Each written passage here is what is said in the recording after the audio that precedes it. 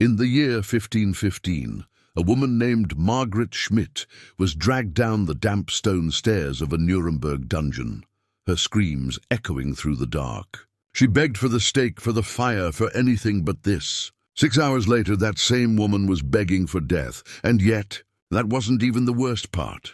What awaited her was a device so terrifying that even the most hardened criminals confessed to crimes they hadn't committed just to avoid facing it. A machine that could shatter the strongest minds without spilling a single drop of blood. And here's the most chilling twist. The church called it Merciful. By the end of this story, you'll understand why historians tried to bury it, and why interrogation experts today still study the psychological mechanics behind this medieval nightmare.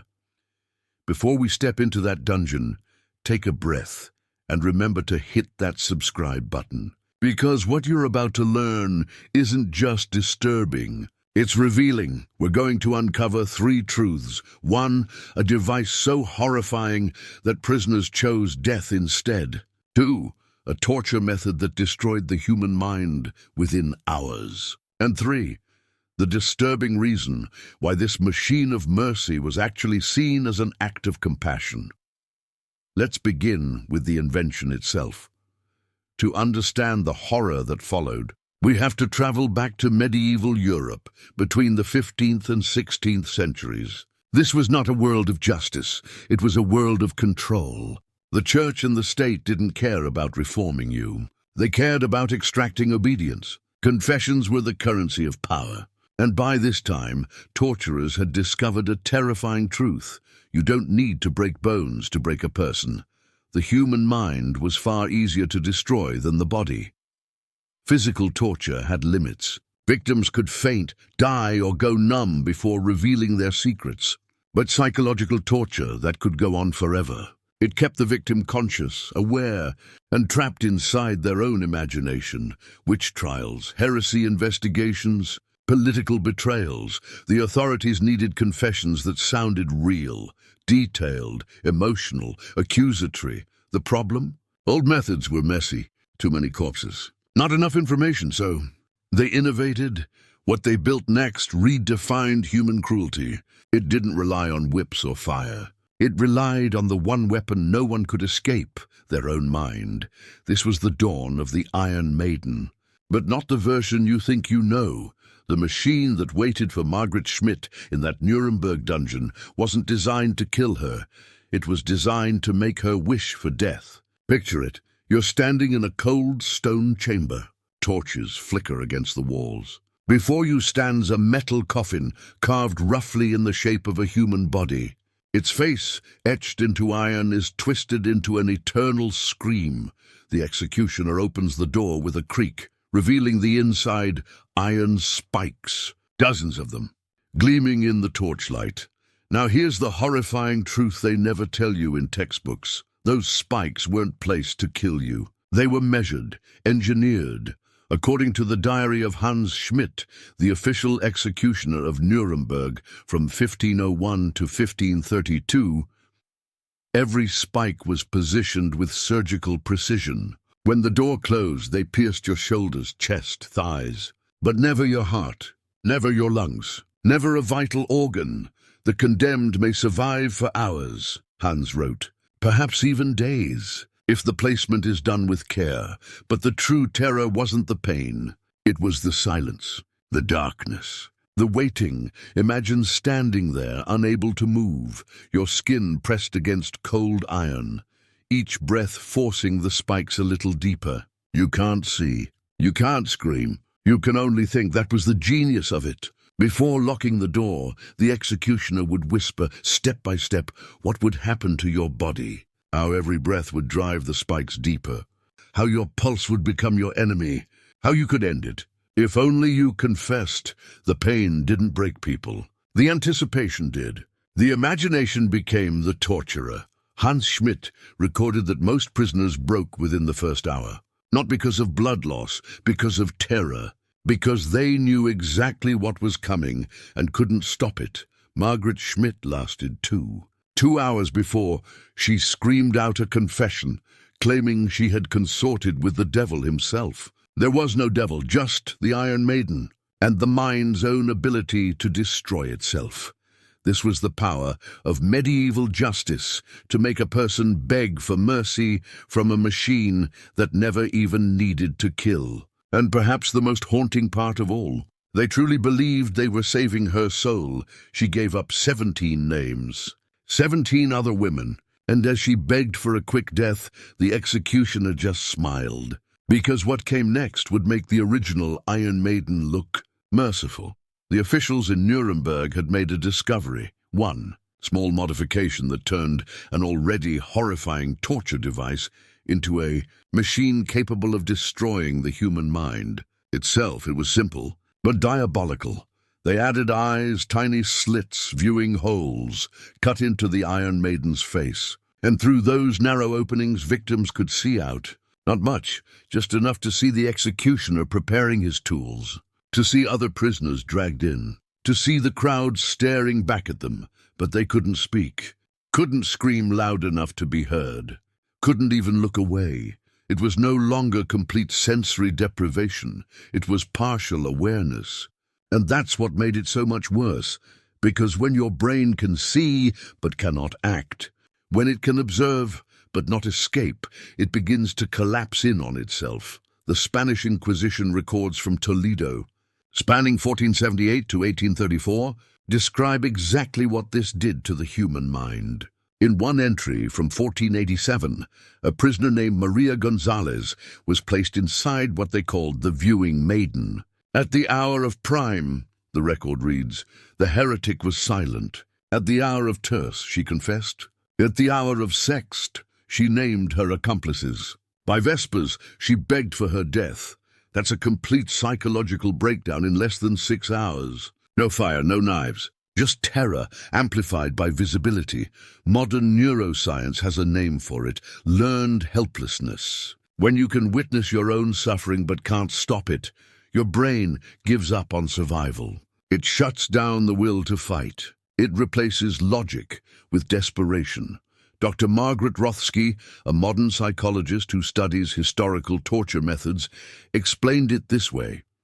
The viewing holes created a paradox of awareness. The victim was both isolated and exposed, hidden and observed. That cognitive contradiction fractures the mind faster than physical pain ever could. The Inquisition records back her up. Prisoners in the viewing Iron Maiden would often go beyond confession. They'd name their friends, neighbors, even family members, inventing elaborate stories just to make the torment stop. It worked too well, but the church wanted something more merciful, something that wouldn't draw blood, yet would still purify the soul through suffering. And so, in 1523, Pope Adrian VI issued a decree authorizing what he called the Iron Maiden of Mercy. At first glance, it sounded like reform, a torture device without spikes, a coffin without the blood. But inside that mercy was something infinitely darker. Imagine this. You're placed inside a metal coffin, sealed shut. It's pitch black. There are no spikes, no cuts, no pain, just your heartbeat echoing off the walls. Just enough air to survive, and nothing else. Minutes turn to hours. Hours blur into days. You start to feel the darkness moving, pressing, breathing with you. The Vatican's own authorization document described it as a chance for the sinner to reflect upon their deeds and confess in pure penitence. But behind that holy language was psychological warfare, complete sensory deprivation. No light, no sound, no sense of time. Your mind becomes the executioner.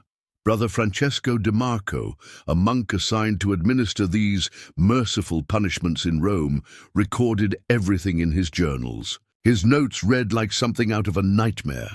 By the 3rd hour, he wrote, the prisoner speaks to those unseen. By the 6th, they weep without cause. By the 9th, they no longer know their own name. He wrote about Lorenzo Medici, a scholar accused of heresy. At dawn, Lorenzo was calm. By midday, he was whispering to someone who wasn't there.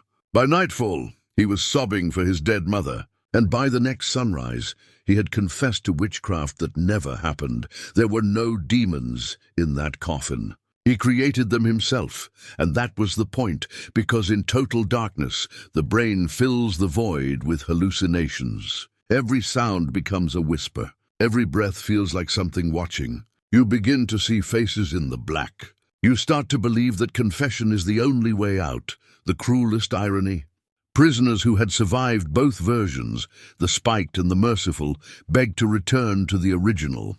One survivor smuggled out a letter that read, "The pain of the spikes is nothing compared to the pain of the mind. At least with iron and blood, you know there's an end. But in the darkness there is no end, only madness. That's the hidden genius of medieval cruelty." They learned how to make the body irrelevant. They didn't need to tear you apart. They could let your own mind do it for them. In the darkness of the dungeon, silence wasn't mercy.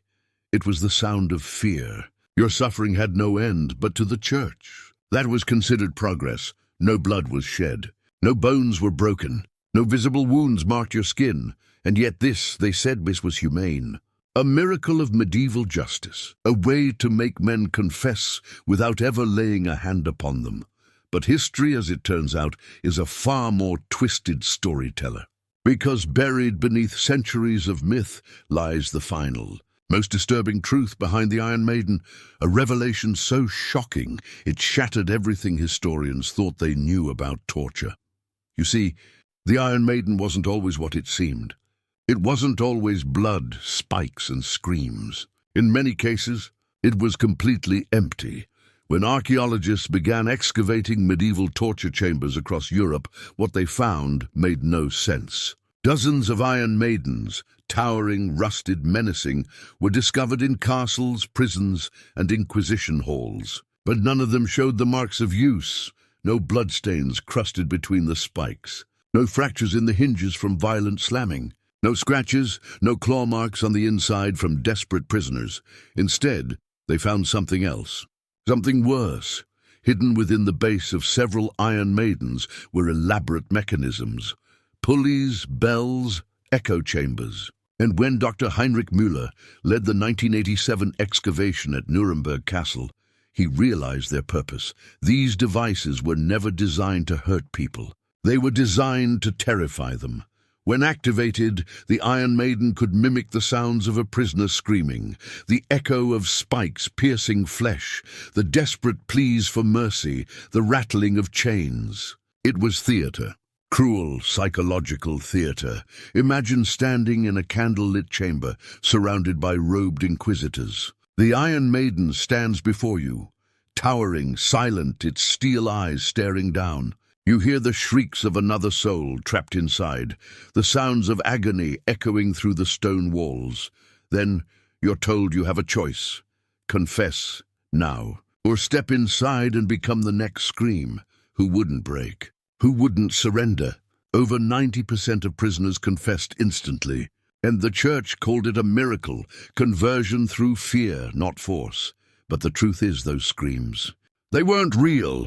They were the sound of a perfectly engineered lie. These weren't chambers of torture. They were theaters of confession. A performance so convincing, it shattered the minds of anyone who witnessed it. The Spanish Inquisition perfected this system. They constructed entire rooms designed to manipulate the mind long before touching the body. Actors, yes, paid actors, would testify to the agony they had suffered. Hidden mechanisms produced fake screams. And the condemned would break down, not from pain, but from imagination. The genius and horror of the Iron Maiden was that it proved something darkly profound about human nature. That the mind can be broken long before the body ever bleeds. What we thought was an age of brutality was in fact an age of psychological warfare, because behind those stone walls, the torturers weren't mindless executioners. They were psychologists centuries ahead of their time. They discovered that fear could be manufactured, that truth could be extracted without violence, that guilt could be implanted like a seed and grown into confession. And here's the part no one likes to admit. Their discoveries never died. They evolved. The Iron Maiden became the blueprint for modern interrogation. The illusion of mercy, the good cop and bad cop, the soft voice that replaces the whip, the illusion of choice. confess and we'll help you. Those same principles would echo through World War II, Cold War intelligence rooms, and modern counterterrorism cells. Because the lesson learned from the Iron Maiden was simple and terrifying. You don't need to spill blood to destroy someone. You only need to convince them that their soul is already bleeding. But perhaps the most tragic consequence came centuries earlier, because those confessions, those forced, false admissions of guilt, became the fuel for the European witch trials. Thousands of innocent men and women burned because they confessed to crimes they never committed. The Iron Maiden didn't just destroy individuals, it rewired society. It turned neighbors into accusers, families into enemies, faith into fear. And yet when the Iron Maiden vanished from Europe by the late 1500s, it wasn't because it was seen as cruel. It was because its creators realized that the lies it produced were too powerful, too unreliable, even for the church. The Iron Maiden had gone too far. It had taught humanity the most dangerous truth of all, that we could control not just the body, but the mind, and that revelation didn't die in those dungeons. It evolved, refined, disguised as science. The medieval torturer became the modern interrogator. The spike-filled coffin became a sterile interrogation room. The screaming echo chamber became the soft hum of fluorescent lights. The Iron Maiden's body rusted away. But its spirit never left, because now the torture doesn't come from iron. It comes from words, from pressure, from manipulation. And the confessions it creates still ruin lives, in prisons, in courts, and in the quiet rooms where guilt is manufactured. So, the next time you hear someone confess, ask yourself this: do they truly speak from conscience or from fear? But the story of the Iron Maiden didn't end in the ashes of medieval Europe. It was ultimately banned by the church itself, not out of mercy, but out of fear. Fear of what it had revealed about human nature. Fear of how easily truth could be manufactured. For centuries, the Iron Maiden was buried in silence, locked away in museums, dismissed as myth, forgotten by time. But history has a dark habit of repeating itself, and today, in some corners of the modern world, its spirit is rising again, not in the form of iron and spikes, but in new technologies, in interrogation rooms, in systems that still rely on psychological pressure instead of compassion.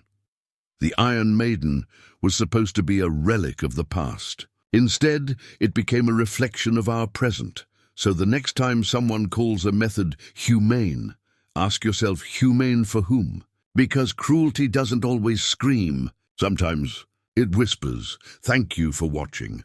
And if you think you've seen the darkest side of history, stay tuned. Because next week, we're uncovering a medieval execution method so horrifying, it makes the Iron Maiden look merciful.